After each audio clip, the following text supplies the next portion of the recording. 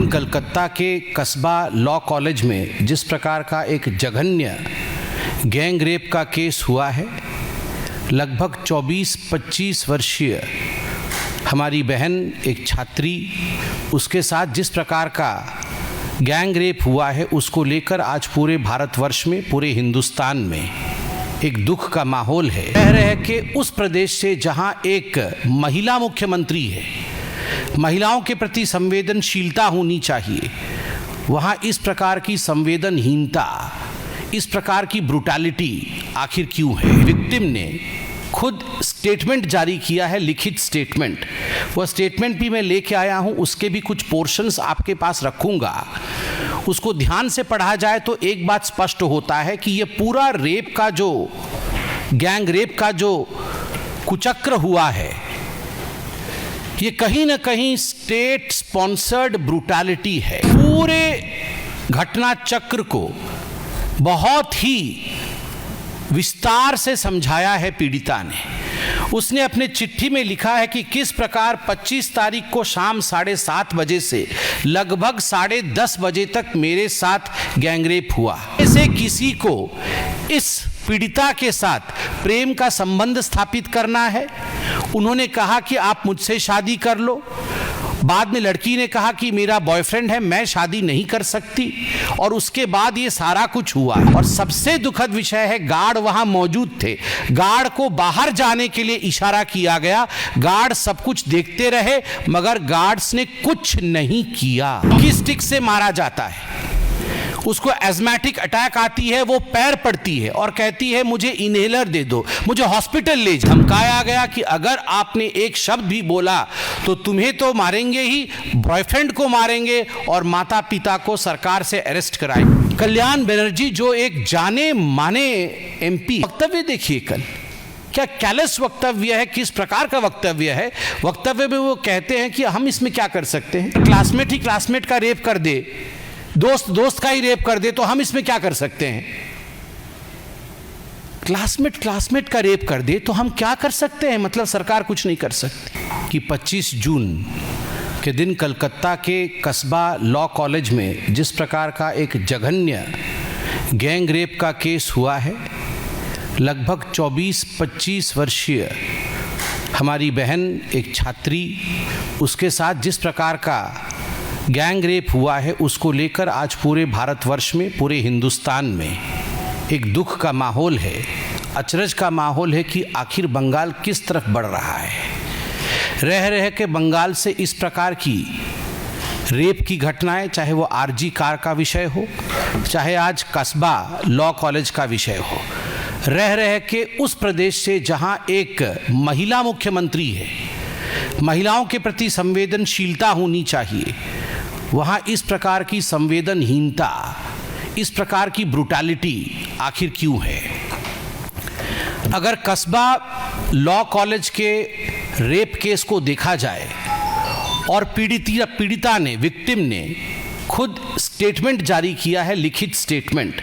वह स्टेटमेंट भी मैं लेके आया हूं, उसके भी कुछ पोर्शंस आपके पास रखूंगा। उसको ध्यान से पढ़ा जाए तो एक बात स्पष्ट होता है कि यह पूरा रेप का जो गैंग रेप का जो कुचक्र हुआ है, ये कहीं ना कहीं स्टेट स्पॉन्सर्ड ब्रुटैलिटी है, एक राजनैतिक दृष्टिकोण से प्रेरित जघन्य क्रूरता है। मैं क्यों ऐसा कह रहा हूं, क्योंकि इसमें एक कॉलेज के यूनियन का संबंध है। जो मुख्य आरोपी हैं, जिसका नाम मनोजीत मिश्रा है, मनोजीत मिश्रा खुद ही जो टीएमसी की स्टूडेंट विंग होती है उसके सेक्रेटरी रहे हैं। वो पूर्व छात्र रहे हैं उस कॉलेज के, बाद में कॉन्ट्रैक्टरी भी करते हैं और लॉ की प्रैक्टिस भी करते हैं। वो खुद टीएमसी का सदस्य है। मैं वो फोटो भी दिखाऊंगा जहां वो टीएमसी के बड़े बड़े नेताओं के साथ बैठे हैं, खड़े हैं और समय गुजार रहे हैं। He is a member of TMC, Manojit Mishra, the main accused. उसके साथ जैब अहमद और प्रमीत मुखर्जी, जो बाकी दोनों हैं, वो उस लॉ कॉलेज के छात्र हैं। और इस पूरे घटना चक्र को बहुत ही विस्तार से समझाया है पीड़िता ने। उसने अपने चिट्ठी में लिखा है कि किस प्रकार 25 तारीख को शाम 7:30 बजे से लगभग 10:30 बजे तक मेरे साथ गैंगरेप हुआ।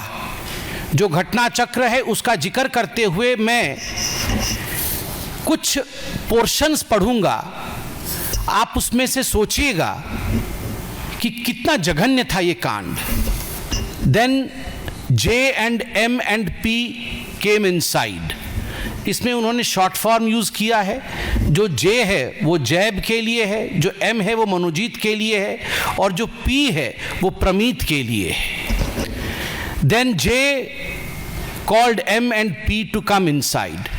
I asked help from them।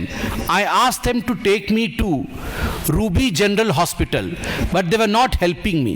Then I told them at least to bring an inhaler for me। M brought that। I took it and felt better, and I packed my things and went outside to escape, and saw that they have locked the main gate, and the guard was helpless and did not help। M and P again forcefully took me to the union room। I asked J, that is Jeb, to let me go। I even touched his feet, but he didn't let me go। He instructed M and P to take me to the guard's room and make the guard sit outside। They did so। They took me to the guard's room forcefully। J undressed me and started forcefully rape me। इसमें grammatical error है, rapping होना चाहिए, उन्होंने rape लिखा है, मगर भाव को समझने की आवश्यकता है। forcefully rape me। Then I fought back। He blackmailed me, threatened me, which he was doing from before। ये एक पैराग्राफ मैंने पढ़ा। दूसरे पैराग्राफ को देखिए। And called us inside the union room, saying that something needs to be talked about the unit। We went inside। Approximately 7 us of were there। Then I could not read the sentence, मैं पढ़ नहीं पा रहा हूँ। Said dented in J started discussing about the unit, his personal life, his power and everything। But after some time P called me outside the union room and asked me about my loyalty towards J and the unit। I promised him to provide my loyalty towards him and the team, as I was appointed as the girls' secretary। So I gave him the faith of my support towards the unit। Then we went back to the union room, and after some time J asked me whether P has explained me everything or not। Then I said, yes Dada, I will always be with the unit, don't worry। और last में मैं पढ़ता हूं एक paragraph. He also tried to hit me with a hockey stick। I just let myself like a dead body। He finished his penetration, forceful intercourse, and left me। I went outside the room at 10:50 p.m। He asked me not to tell anyone। He asked me to tell that we are discussing about the unit inside। After going out, I went to the union room। He threatened me and that he will kill my boyfriend and arrest my parents। बहुत सारे paragraphs हैं जो मैं पढ़ नहीं रहा हूं, मगर मैं उसका लब्बो लुबाब आपको बताता हूं। यूनियन में 7 लोग, जो कॉलेज यूनियन टीएमसी की प्रचारित है, जो कॉलेज यूनियन टीएमसी की है, उसके 7 लोग इकट्ठे हुए हैं। उनमें ये 3 जो गैंग रेप करने वाले एक्यूज्ड है, जिन्होंने गैंग रेप किया है, वह भी मौजूद है। इनमें से किसी को इस पीड़िता के साथ प्रेम का संबंध स्थापित करना है। उन्होंने कहा कि आप मुझसे शादी कर लो। बाद में लड़की ने कहा कि मेरा बॉयफ्रेंड है, मैं शादी नहीं कर सकती, और उसके बाद ये सारा कुछ हुआ है। गार्ड रूम के अंदर उस पीड़िता को लिया गया है, और सबसे दुखद विषय है गार्ड वहां मौजूद थे। गार्ड को बाहर जाने के लिए इशारा किया गया, गार्ड सब कुछ देखते रहे, मगर गार्ड्स ने कुछ नहीं किया, वो बाहर आ गए। और अंदर में फोर्सफुल इंटरकोर्स, रेपिंग, इन सभी शब्दों का प्रयोग पीड़िता ने स्वयं अपने स्वहस्त लिखित चिट्ठी, जो चिट्ठी आज पूरे दुनिया के सामने है, उस चिट्ठी में मैं दिखाना नहीं चाहूँगा क्योंकि नाम भी इसमें होगा। खैर, उन्होंने नाम साइन नहीं किया है, मैं उस पोर्शन को छुपा करके आपको दिखाना चाहूँगा कि ये वो चिट्ठी है। ये वो चिट्ठी है जो चिट्ठी पीड़िता ने लिखा है। आप सोचिए, हॉकी स्टिक से मारा जाता है, उसको एज़मेटिक अटैक आती है, वो पैर पड़ती है और कहती है मुझे इनहेलर दे दो, मुझे हॉस्पिटल ले जाओ। उन्होंने मना किया, हॉस्पिटल नहीं लेके जाएंगे। उन्होंने कहा मुझे जिंदा रहने के लिए इनहेलर की आवश्यकता है।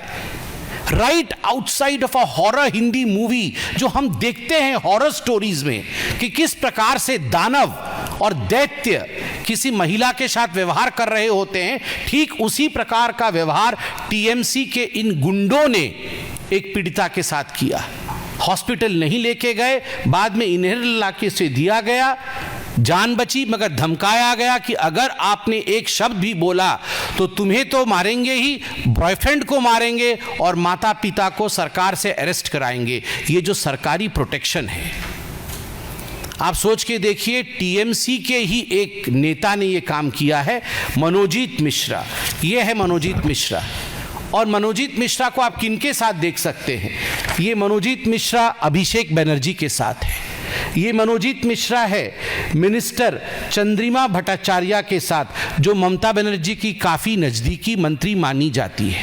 ये मनोजीत मिश्रा है टीएमसी की काउंसिलर और ममता बनर्जी की sister in law Kajri Banerjee के साथ। आप देख सकते हैं, खुद सुप्रीमो के साथ हैं, अभिषेक के साथ, खुद मंत्री के साथ है मनोजीत, और रिश्तेदार ममता बनर्जी की सिस्टर इन लॉ और काउंसिलर के साथ है।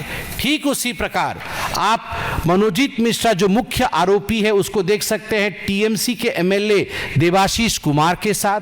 आप देख सकते हैं उनको टीएमसीपी के प्रेसिडेंट तिरंकुर भट्टाचार्य जी के साथ, और ठीक उसी प्रकार टीएमसी काउंसिलर जो मैंने आपको दिखाया था उनके साथ ये तस्वीर देख सकते हैं। देखिए, ये जो बार बार घटनाएं घट रही हैं बंगाल में, उसके पीछे के सोच को देखिए। इसको कितने लाइटली ममता बनर्जी लेती है। She takes all these brutal, I would say, rape incidences quite lightly. Kalyan Banerjee जो एक जाने माने एमपी है, सांसद हैं, काफ़ी नज़दीक हैं ममता बनर्जी के, उनका वक्तव्य देखिए कल, क्या कैलस वक्तव्य है, किस प्रकार का वक्तव्य है। वक्तव्य में वो कहते हैं कि हम इसमें क्या कर सकते हैं, क्या हर जगह हम पुलिस खड़ी कर दें? अगर क्लासमेट ही क्लासमेट का रेप कर दे, दोस्त दोस्त का ही रेप कर दे, तो हम इसमें क्या कर सकते हैं? क्लासमेट का रेप कर दे तो हम क्या कर सकते हैं? मतलब सरकार कुछ नहीं कर सकती, होम मिनिस्टर ममता बनर्जी कुछ नहीं कर सकती, चीफ मिनिस्टर ममता बनर्जी कुछ नहीं कर सकती है यदि क्लासमेट का रेप करे।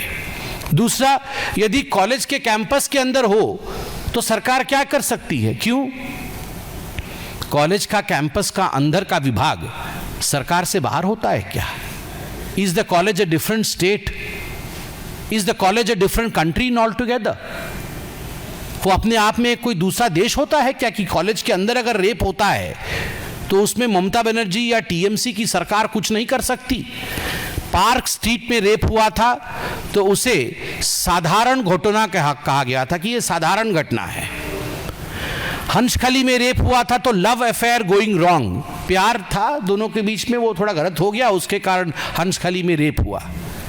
कुमुदुनी में रेप हुआ तो उसे सीपीआईएम सपोर्टर्स ने कह के उससे अपना पलड़ा झाल लिया। संदेश खली में रेप हुआ तो कहा गया नथिंग हैपेंड, कुछ नहीं हुआ है। आरजी कार में रेप हुआ तो कहा गया the rape happening because boys and girls are interacting more freely, लड़के लड़की ज़्यादा बातचीत कर रहे हैं, इसके कारण रेप हो रहा है। और जब उसके खिलाफ प्रोटेस्ट हुआ तो कहा गया कि मोटिवेटेड प्रोटेस्ट है, ब्रेक दी बोन्स, हड्डी तोड़ दिए जाएंगे प्रोटेस्ट करने पर। आप सोचिए अगर इस प्रकार से, और अभी कल्याण बनर्जी कह रहे हैं कि हम क्या कर सकते हैं अगर स्टूडेंट के ही रेप कर दे, तो आप सोच के देखिए किस प्रकार की ये मानसिकता है। और आखिर ममता बनर्जी की सरकार बंगाल में, उसको ऐसा लगता है उनकी कोई जवाबदेही नहीं है। गार्ड रूम के अंदर, the one who should protect, the room which should be seen as the room of protection turned into a room of brutality and rape, इससे जघन्य कुछ नहीं हो सकता।